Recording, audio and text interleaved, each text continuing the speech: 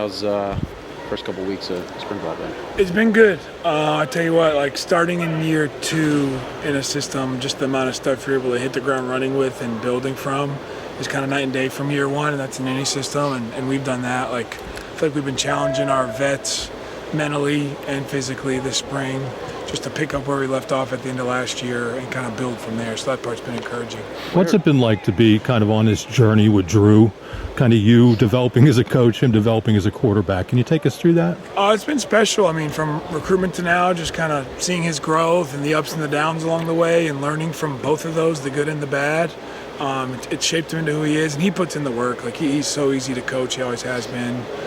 He's the most coachable guy, and that sets the standard for the room and the culture we have in the room. Just kind of his work ethic and the way he shows up every day is contagious. And what about your development, along with him? Because you go from GA to whatever you were titled at one point to now being the QB coach. It's been fun, and it's motivating too. I tell our guys all the time, like, we as coaches, and me being younger and having been in that seat not too long ago, like, we talk about their goals and what they need to work on and all that. And I say all the time, like, coaches are no different. Like, shame on me or us if we're not getting better every day at our craft, which is coaching. We're not doing the same thing we've always done as coaches, and learning and growing and talking to people I've met in the profession, in the NFL and here in college around here, like, constantly growing myself as a coach. And it's motivating when you have guys that want to get better, trying to find every little thing that we can do to help them reach their goals, because at the end of the day, that's what it's all about. Considering the way that last season ended, in the Orange Bowl, how exactly did you, as the position coach, kind of rally the group, around each other? What were some of those first messages like? I think just loving them up in the moment. Like, it's hard. Like, they put in so much work to get there and fall short, and knowing that, then giving them enough space to kind of decompress for a little bit. It wasn't terribly long because we got a bunch of gym rats in here, but kind of once that gap of time occurred and everyone settled down, then putting that film to bed, and then looking at the lessons learned from that game, and then kind of compiling just themes throughout the year of things that we did really well and things that we need to improve on. Then more importantly, how are we going to improve on those things? And I feel like put together a really detailed plan of how to attack those things from last year to this year to make sure that feeling doesn't happen again. You said it didn't take long to get back in the gym. How long exactly did it take Drew to kind of regroup after, what was a pretty devastating moment? Yeah, I'd say it wasn't much more than a week, like, kind of decompressing. Again, loving him up in that moment, that next day, that flight home, then just kind of decompressing. I'd say it was about a week or so until I was like, hey, let's dig back into this film and kind of continue, start the 2025 journey. James talked about how much he's developed every single year. So what is Drew's next step? What are some of the things that you're looking for out of him in this final season? There's certainly a handful of things, like physically on the field as a quarterback, but I think the main thing is, to your point, he's grown each and every year. Now it's kind of, okay, I'm going into my 3rd year as a starter. We talk about being the thermostat of the team, the quarterbacks, and setting the tone, and kind of knowing when to crank it up and how to bring guys up along, and when to kind of take a deep breath. You know what I mean? We talk about that thermostat, how fickle momentum is in games. Now that he's been there and done that, because the only substitute for doing that is actually doing it and feeling and being in those big moments and having success and coming up short, given the nature of the position. The cliche, we get too much fame and too much blame at the position, is certainly true. How to handle that and going into his final year, knowing that ahead of time and being that steadying force for the group. Is there a certain level of wanting it so bad that sometimes that gets in the way for Drew? Because it just seems like there's a lot of times he just wants it so bad. I think it's a great starting point when they want it that bad, and it's a lot easier to coach honing that in and keeping your poise and just doing your job and keeping it simple than the other way. Certainly no one wants it more than him. I think that's kind of to my point of, okay, now it's year 3, how to channel that energy into bringing guys up along with us and making the plays. And at the end of the day, it's oftentimes just doing our job and then knowing those moments in games when, okay, maybe it's not right, and it's my job to be the eraser of the team. And you can really only do that through playing, and through playing a lot comes success and failure, which I think will be the biggest thing. It is the biggest thing for him this coming year, knowing when to pick and choose those spots. What are the younger guys like, Jackson and Ethan? What are their on-field personalities that you've noticed? They're both a little bit different from Drew, which is fine. You know what I mean? They lead in their own way.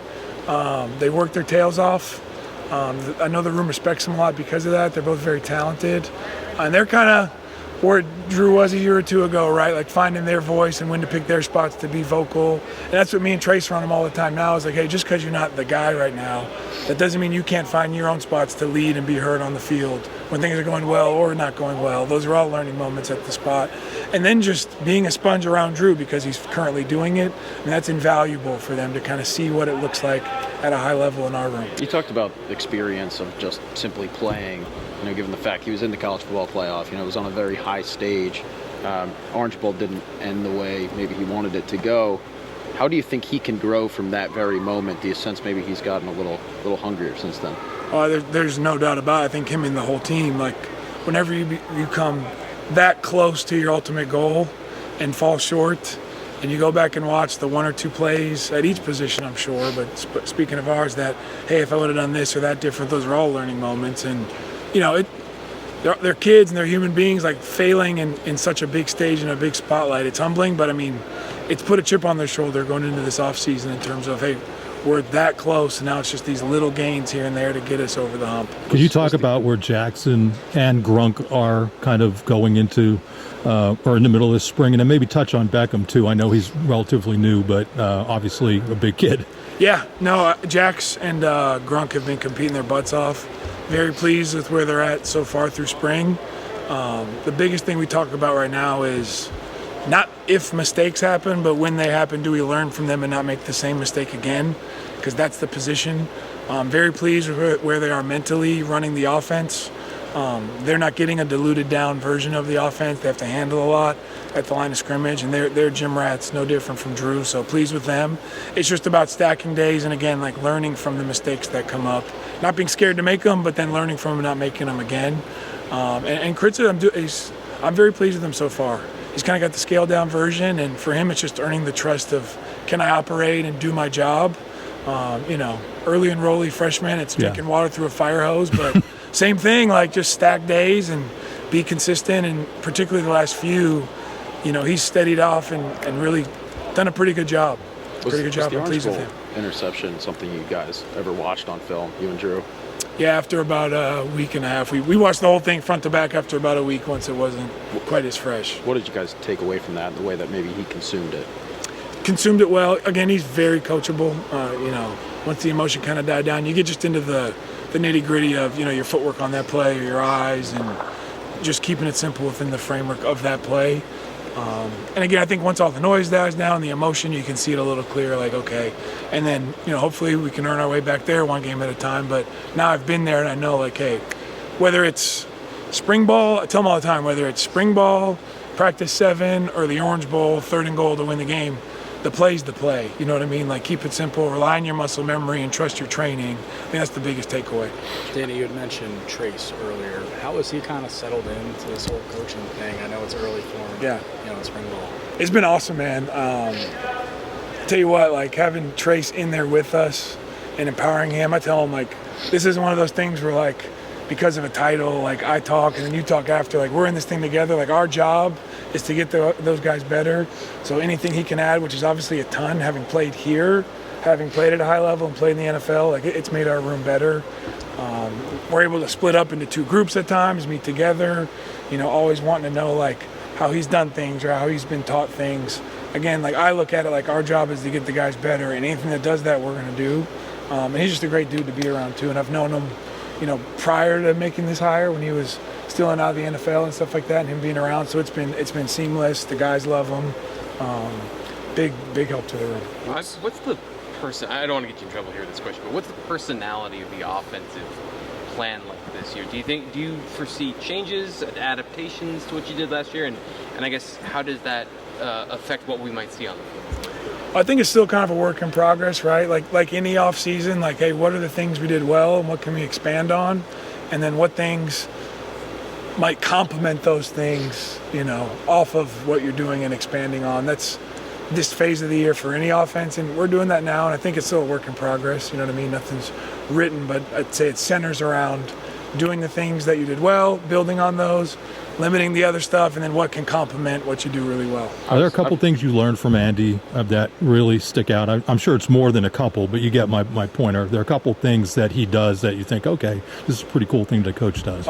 Ton of things. Yeah, I keep a running like master file of just anyone, but I'm with Coach K every day, so I'd be an idiot not to learn and be a sponge myself as someone who wants to coordinate one day. Like, yeah, a ton of stuff. A lot of cultural things, like what sets the culture of the offense within this program, the organization, the complementary pieces that I talked about. Like, those are things that you can tell he's done it for a long time at a high level, and, you know, I'd be an idiot not to be a sponge and soak that up. Obviously, a pretty revamped wide receiver core. Since you guys have been working together, who are maybe some receivers that have stood out to you? I think, I'll tell you what, like all the returning guys have taken steps. They're very hungry. I think Kyron and Devontae have been great adds, not only as players, they're certainly very talented and they flash, but kind of fitting the culture of this team. They work really hard. They're ball guys. That part is contagious. They get along great in that room. They've made the room better. And then, you know, guys like Liam and Tyseer and Anthony Ivy, Kobe, who's a young kid who's doing well. Like there's a lot. Like that room is very hungry, and they've got a chip on their shoulder too. So that's been really fun to see. How did Drew, connect with some of those new guys, like you mentioned, Kyron and Devontae? When did that happen, and how did that go? Yeah, once they got here, it was super smooth because, again, like the first thing they connected on was ball. Like those are ball dudes, those two. And Drew lives in here, so they spend a lot of time around each other. They both have great personalities. They fit in great, and they work really hard. Like there's no BS to them. They just want to get better. And guys like that here fit in, and they were great in that way. Great in that way. What makes a franchise quarterback? Like, what's the secret sauce behind a guy that has talent, has ability, but they don't always work out? What are the things that you have noticed over the time working with quarterbacks that set the special ones apart? I think, playing it, not in the NFL very long, with the CFL, then coaching here, just with my experience around guys like that on and off the field, I think, to your point, you have to have all of the tangible and intangible qualities of a quarterback, but then it's kind of that it factor of like, hey, if this dude's on the field, we have a chance to win. Like it comes down to that, and that comes in a lot of different shapes and sizes and personality types, but just that it factor of, that's how I could sum it up. Like game's on the line and we have him in the game, like we got a chance. Time for one more. I know it's cliche. What makes a good QB too then? I mean, it's the hardest job. That was the majority of my career in the CFL.